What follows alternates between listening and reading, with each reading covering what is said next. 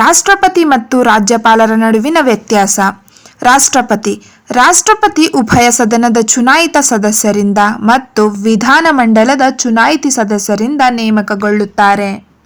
ರಾಷ್ಟ್ರಪತಿಯವರು ಸರ್ವೋಚ್ಚ ನ್ಯಾಯಾಲಯದ ಮುಖ್ಯ ನ್ಯಾಯಾಧೀಶರಿಂದ ಪ್ರಮಾಣ ವಚನವನ್ನು ಸ್ವೀಕರಿಸುತ್ತಾರೆ ಮತ್ತು ತಮ್ಮ ರಾಜೀನಾಮೆ ಪತ್ರವನ್ನು ಉಪರಾಷ್ಟ್ರಪತಿಗಳಿಗೆ ನೀಡಿ ಪದವಿ ತ್ಯಾಗ ಮಾಡಬಹುದಾಗಿರುತ್ತದೆ. ರಾಷ್ಟ್ರಪತಿಯವರು ರಾಷ್ಟ್ರವನ್ನು ಪ್ರತಿನಿಧಿಸುತ್ತಾರೆ ಹಾಗೂ ಅವರು ಮರಣದಂಡನೆ ಮತ್ತು ಕ್ಷಮಾದಾನವನ್ನು ನೀಡಬಹುದಾಗಿರುತ್ತದೆ.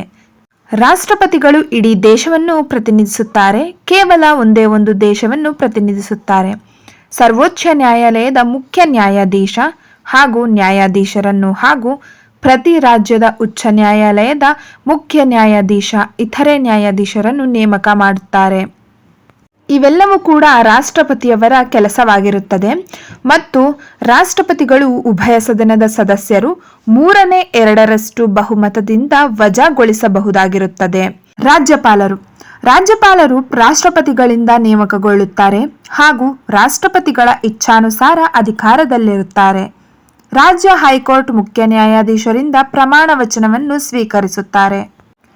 ತಮ್ಮ ರಾಜೀನಾಮೆಯನ್ನು ರಾಷ್ಟ್ರಪತಿಗಳಿಗೆ ನೀಡಿ ಪದವಿ ತ್ಯಾಗ ಮಾಡಬಹುದಾಗಿರುತ್ತದೆ. ರಾಜ್ಯದ ಪ್ರತಿನಿಧಿ ಮಾತ್ರವಲ್ಲ, ಕೇಂದ್ರದ ರಾಷ್ಟ್ರಪತಿಯ ಪ್ರತಿನಿಧಿಯಾಗಿ ಕಾರ್ಯನಿರ್ವಹಿಸುತ್ತಾರೆ. ರಾಜ್ಯಪಾಲರು ಮರಣದಂಡನೆಗೆ ಕ್ಷಮಾದಾನ ನೀಡುವುದಿಲ್ಲ. ರಾಜ್ಯಪಾಲರು 1 ಅಥವಾ 1ಕ್ಕಿಂತ ಹೆಚ್ಚು ರಾಜ್ಯದ ರಾಜ್ಯಪಾಲರಾಗಿ ಕಾರ್ಯನಿರ್ವಹಿಸಬಹುದಾಗಿರುತ್ತದೆ. ಪ್ರತಿ ಜಿಲ್ಲೆಯ ನ್ಯಾಯಾಧೀಶರನ್ನು ಉಚ್ಚ ನ್ಯಾಯಾಲಯದ ನ್ಯಾಯಾಧೀಶರ ಸಮಾಲೋಚನೆಯೊಂದಿಗೆ ನೇಮಿಸುತ್ತಾರೆ. ರಾಜ್ಯಪಾಲರು ರಾಜ್ಯ ಕಾರ್ಯನಿರ್ವಹಣೆಗೆ ಅಸಮರ್ಥರೆನಿಸಿದಾಗ ರಾಷ್ಟ್ರಪತಿಗಳು ಹಿಂದಕ್ಕೆ ಕರೆಸಿಕೊಳ್ಳಬಹುದು ಅಥವಾ ವಜಾಗೊಳಿಸಬಹುದು. ರಾಷ್ಟ್ರಪತಿಗಳ ಇಚ್ಛಾನುಸಾರ ಅಧಿಕಾರದಲ್ಲಿರುತ್ತಾರೆ.